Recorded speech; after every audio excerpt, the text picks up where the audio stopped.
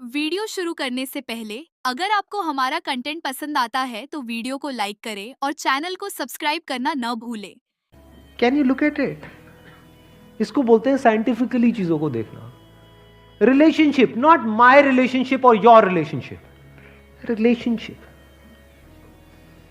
तो इस तरह से जब हम चीजों को देखते हैं ना, not from a subjective point of view but from an objective point of view, जैसे एक साइंटिस्ट देखता है, जैसे एक साइंटिस्ट ऑब्जर्व करता है, वहां पे ना खुश हुआ जाता है, ना परेशान हुआ जाता है, ना पॉजिटिव हुआ जाता है, ना नेगेटिव हुआ जाता है। This positive and negative is your stand point, is a subjective point of view. In objective reality उसमें खुश क्या होना है और दुखी क्या होना है, वहां पर सब कुछ क्लियरली नजर आ रहा होता है। वहां पे कभी भी हमारी थॉट प्रोसेस स्टक नहीं होती है। बिलीफ्स में आप गारंटेड फंसोगे। शॉर्ट टर्म में वो अच्छे लग रहे होते हैं क्योंकि वहां पे कंफर्ट मिलता है।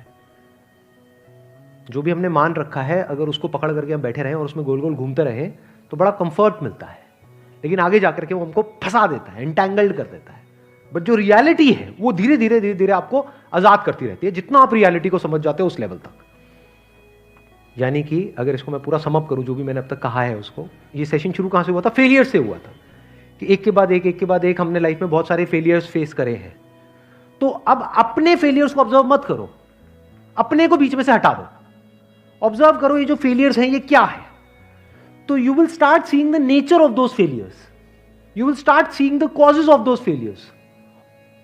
फॉर एग्जाम्पल मेरी लाइफ है, अगर मेरे को उसको ऑब्जर्व करना है, दो तरीके हो सकते हैं। एक ये, अब मैं अपनी लाइफ में थोड़ा सा जा रहा हूं जिससे कि आप उसको रिलेट कर सको।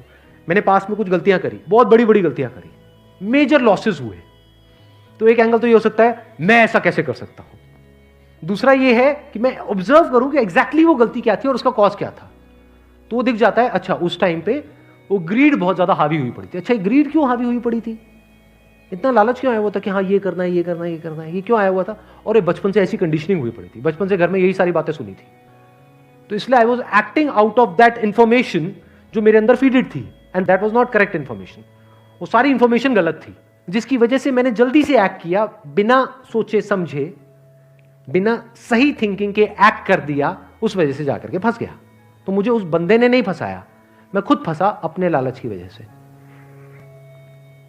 तो अब ये क्लियर हो रहा है हम कैसे देखते हैं।